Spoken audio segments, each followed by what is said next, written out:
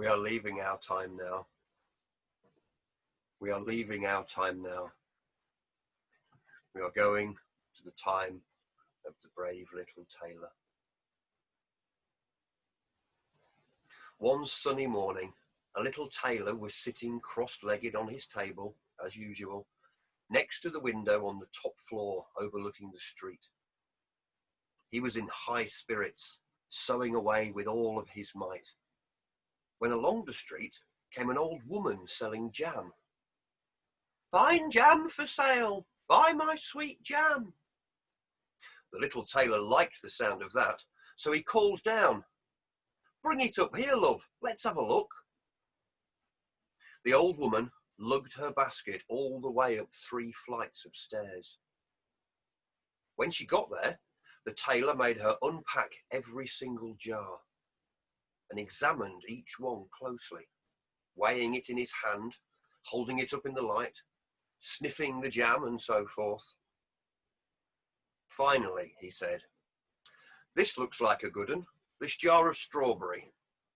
Weigh me out 3 ounces of that, my good woman, and if it comes to £1/4 pound, so much the better." "Don't you want to buy a whole pot?" she asked. "Good Lord, no," he said. "I can only afford a small amount." She weighed it out, grumbling, and went her way. "Well, God bless this jam, and may it give health and strength to all who eat it," said the tailor, and fetched a loaf of bread and a knife. He cut himself a hearty slice and spread it with jam. "That'll taste good," he said, "but I'll finish this jacket before I tuck in." He sprang onto the table again and took up the needle, sewing faster and faster. Meanwhile, the sweet scent of the jam rose in the air and floated around the room and drifted out of the window. A squadron of flies who had been feasting on the corpse of a dog in the street outside caught the scent and rose at once and flew up to look for it. They came in through the window and settled on the bread. "Hey, who invited you?" said the little tailor, and flapped his hand to drive them away. But they didn't understand a word. And besides, they were already busy with the jam, and they took no notice. Finally, he lost his temper. "All right, you've asked for it now," he said, and he snatched up a piece of cloth and set about them furiously. When he drew breath and stood back, there were no fewer than 7 of them, lying dead with their legs in the air. "Well, what a hero I am," he said. "I'd better let the town know about this right away." He seized his scissors and quickly cut out a sash of crimson silk and sewed on it in big letters of gold, 7 with 1 blow. He put it on and looked in the mirror. The town, he thought.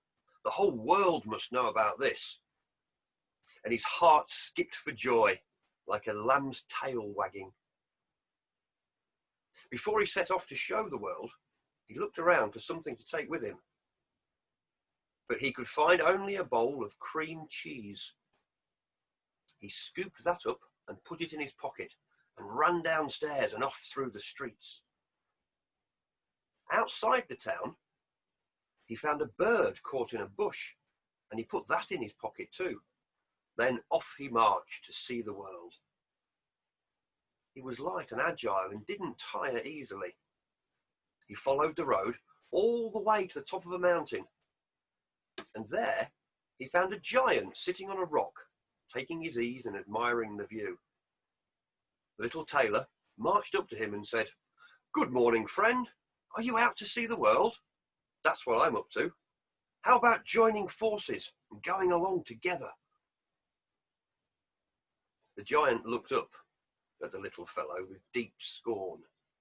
You pipsqueak, you runt. Join forces with an insect like you?" "Oh, is that what you think?" said the tailor, and unbuttoned his coat to show him the sash.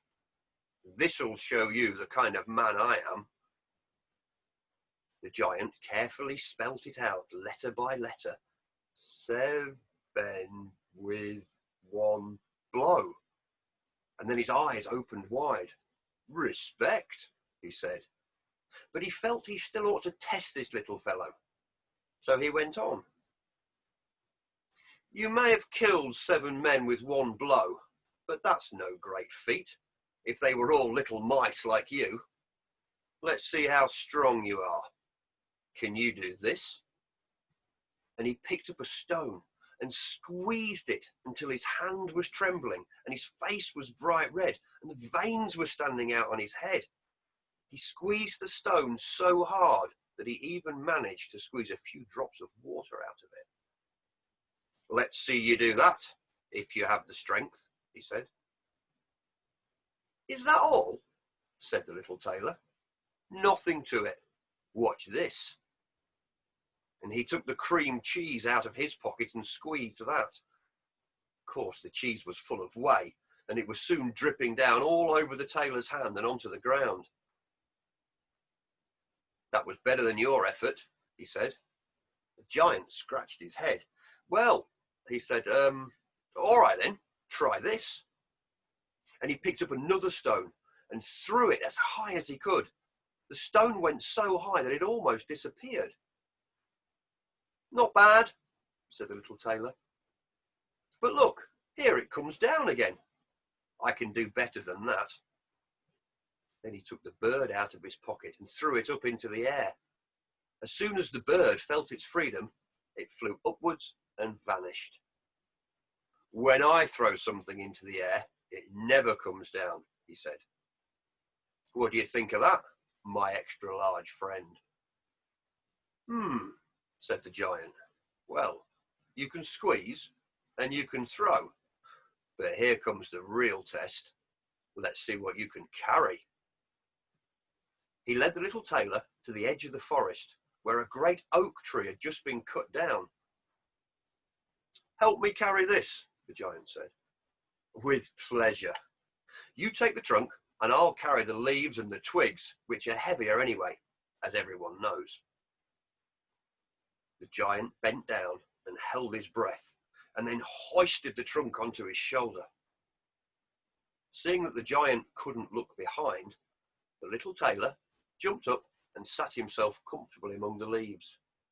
Whistling a tune, 3 tailors bold rode out one day, while the giant staggered along the path, carrying the whole weight of the tree on his shoulder. The giant couldn't go very far, because it was a huge tree. Pretty soon he came to a stop. Hey, listen, I can't go any further, he called out. And the tailor jumped down quickly before he could turn round and took hold of a bunch of leaves and twigs with both arms, as if he'd just been carrying them. A big fellow like you, he said, and you can't even manage half a tree? Dear, oh dear, you need some exercise. They walked on a little way until they came to a cherry tree. The giant took hold of the topmost branches and pulled them down low, showing the tailor the ripest fruit. Just hold on to this for a moment while I take a stone out of my shoe, he said. And the tailor took hold of the branch. When the giant let go, the branch shot back up, and the tailor, not being heavy enough to hold it down, was whisked up into the air. But he was agile, and he was lucky enough to fall on a grassy bank where he could tumble down without hurting himself. He even managed to turn a neat somersault and end up on his feet. Not strong enough to hold it down, said the giant. Ha! Not at all, said the tailor. A man who's killed 7 with 1 blow can hold any number of trees down. The fact is that those hunters over there were about to shoot into the thicket, and I thought I'd better get out of the way. I bet you can't jump as high as I did. Have a go. Try it. The giant took a run up and tried, but he had a lot of weight to get off the ground, and he crashed into the top of the cherry tree and ended up tangled in the branches. So the little tailor won that contest too. Well, said the giant when he clambered down to the ground again, if you think you're such a hero, Come and spend the night in our cave. I live with a couple of other giants, and we're not easily impressed, I can tell you." The tailor agreed with pleasure, and they set off for the cave. It was dark when they got there, and the other two giants were sitting next to a blazing fire. Each of them had a whole roast sheep in his hands and was gnawing at it vigorously with horrible grinding, sucking noises. The little tailor looked around. "It's a lot bigger than my workshop," he said. "Where am I going to sleep?" His giant showed him a gigantic bed. The tailor climbed up and lay down, but he couldn't get comfortable. So while the giants were mumbling together by the fire, he climbed down and tucked himself up in a corner of the cave. At midnight, the first giant, thinking that little Tailor was asleep, took a massive club and with one blow smashed the bed in half. "That'll squash that grasshopper," he thought. Early next morning, the giants woke up and lumbered off into the woods. They'd completely forgotten about the little tailor, but he'd woken up bright and cheerful and came skipping after them, whistling and singing. When they saw him, they were struck with terror. "He's alive! Help! Run for your life!" And off they ran. "Well, so much for giants," said the tailor. "Let's go and look for another adventure." Following his nose, he wandered here and there for several days until he came to a splendid palace. Flags were flying, soldiers were changing guard, and the tailor sat down on a grassy bank to admire it all. Feeling sleepy, he lay down and closed his eyes, and in a moment he was fast asleep. While he slept, several passers-by caught sight of his crimson sash with the gold letters saying, "7 with 1 blow." And they started talking. "Oh, he must be a great hero. But what's he doing here? This is a time of peace after all. I'm sure he's a duke or something. Look at the nobility in his face." "No," said another, "I reckon he's a man of the people, but he's certainly seen combat. You can see his proud military bearing, even in his sleep. 7 with 1 blow. Imagine." "We'd better tell the king," said one. "That's a good idea. Let's go right away." A group of them immediately sought an audience with the king, who listened with close attention. If the worst should happen and war were to break out, they said, at all costs, they should try and obtain the services of this hero. "You're absolutely right," said the king, and he called for the chief of the defence staff. "Go and wait till that gentleman wakes up," the king told him, "and offer him the post of field marshal. We can't afford to let another kingdom get his services." The chief of the defence staff went and waited by the little tailor until he woke up. "His Majesty would like to offer you the post of field marshal," he said, "with immediate command over the whole army." "That's exactly why I'm here," said the little tailor. "I'm ready and willing to enter the service of the king, and all my valour is at his disposal." A guard of honour was formed, and the little tailor was received with great ceremony, and given his own apartment in the palace. He was also allowed to design his own uniform. However, the soldiers he was going to command were very doubtful about the whole thing. "Suppose he takes a dislike to us," one said. "Or suppose he gives us commands we don't like, and we try to argue with him." "Yes," agreed another, "he can kill 7 of us with 1 blow. We're just ordinary soldiers. We can't fight against someone like that." They talked about it in the barracks and sent a delegation to the king. "Your Majesty, we ask to be released from your service. We can't stand up to a man who can still kill 7 of us with 1 blow." He's a weapon of mass destruction. Let me think about it, said the king. He was dismayed by the situation. To lose all his faithful soldiers just because of one man? But if he tried to get rid of the little tailor, who knew what would happen? The tailor might kill him and all the army, and then set himself up on the throne. He thought long and hard about it, and finally had an idea. He sent for the little tailor and said, "Field Marshal, I have a task that only you can perform. A great hero like you won't refuse, I'm sure. In one of my forests, there's a pair of giants who are running riot through all the countryside, robbing, murdering, plundering, burning houses, and I don't know what else. No one dares go near them for fear of their life. Now, if you can get rid of these giants, I'll give you my daughter in marriage and half the kingdom besides for a dowry. And you can have 100 horsemen to back you up." "That's the sort of offer I've been waiting for," said the little tailor. "Your Majesty, I accept the task with pleasure. I know how to deal with giants, but I don't need the horsemen. Anyone who has killed 7 with one blow doesn't need to be afraid of 2. So he set off, and he let the 100 horsemen come too, just for the sake of display.